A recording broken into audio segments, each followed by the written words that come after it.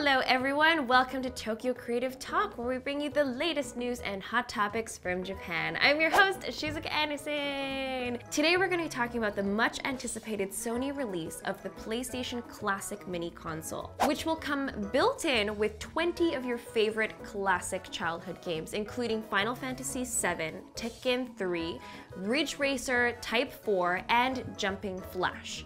So that's going to be super exciting. Of course, that is just a few of the games that we built into the console, and they have yet to release the names of what the other games are, but I'm sure they're all going to be a lot of fun. And of course, since they'll be built in, we won't be needing any like little memory cards to put in for each game, which I think was a little bit troublesome. So this is kind of the new updated version because it's the future, and we just want to be nostalgic about the past without all of the annoying, troublesome memory cards. So I think this is going to be a very fun little console to play with. And actually, speaking of it being a little console, it is 45% smaller than the original console. So it's going to be very compact, and it'll come with some smaller little controllers as well as an HDMI cable so that it can connect to all of your brand spanking new fancy TVs.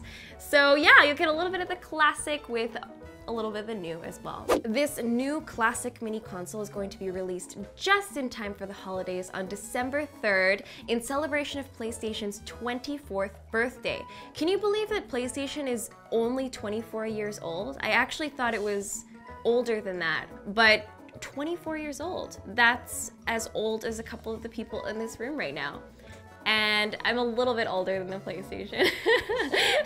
So that's probably why I'm having a bit of a shock over this right now.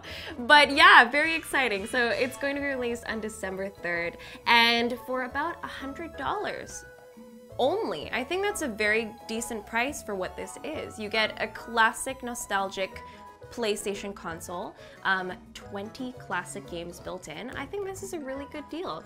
So if you want to get your hands on this, you're probably going to want to jump in there really fast as soon as it's released on December 3rd, because I'm pretty sure it's going to be flying off the shelves for Christmas. Anyway, next topic. Some of you may know that there is a very Instagram-worthy fish phone booth located in Nara Prefecture in a place called Yamato Koriyama, which is actually also dubbed Goldfish Town due to their abundance of koi and goldfish. So is as kind of a little cultural reference to this area, they've created a little phone booth that has live goldfish swimming around in the glass.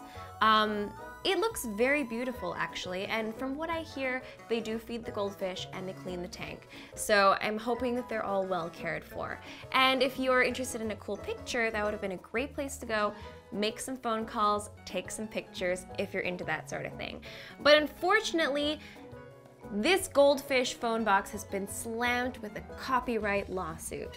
Terrible. This was originally made by art students at Kyoto University, in a little group called the Goldfish Club, which is adorable. I don't know why they're the Goldfish Club. Maybe they just really love goldfish. But anyway, they built this phone booth and now they're facing kind of a big copyright issue. There was a man, an artist, who's been making fish phone booths since 1998, and his name is Nobuki Yamamoto. He's currently 62 years old, but he claimed that the current fish phone booth is very similar to one of his earlier works of art, which was another fish phone booth. I think in his case, the phone booth might have actually been filled completely with water, so it wasn't actually a usable phone booth, whereas the current one was usable, as the fish were only in the walls of the phone booth.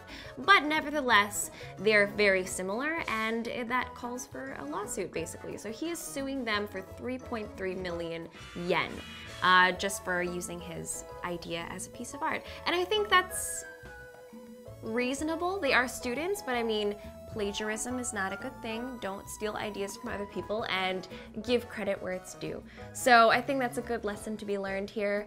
Do your research before you make art, maybe. But yeah, so hopefully we can still have this phone booth around, but very soon it might actually be gone. So if you'd like to take a photo of the phone booth or make a phone call in the phone booth, now is your time in Nara Prefecture. Next topic! We've talked about KitKat several times on this segment before, but today we'll be introducing a brand new KitKat Bar. There actually already is a KitKat Cafe in existence because people just love it so much here. So because it is just so very popular, we now have a KitKat Bar where you can go and actually drink perfectly matched cocktails that go well with your KitKats, pretty much. So you can choose a KitKat and the bar master will give you a cocktail that goes well with it. So if you are a big KitKat lover, then this is the place for you. KitKat and alcohol. This is very fitting because recently there was a sake KitKat bar, which was one of the best-selling KitKat bars that came out recently.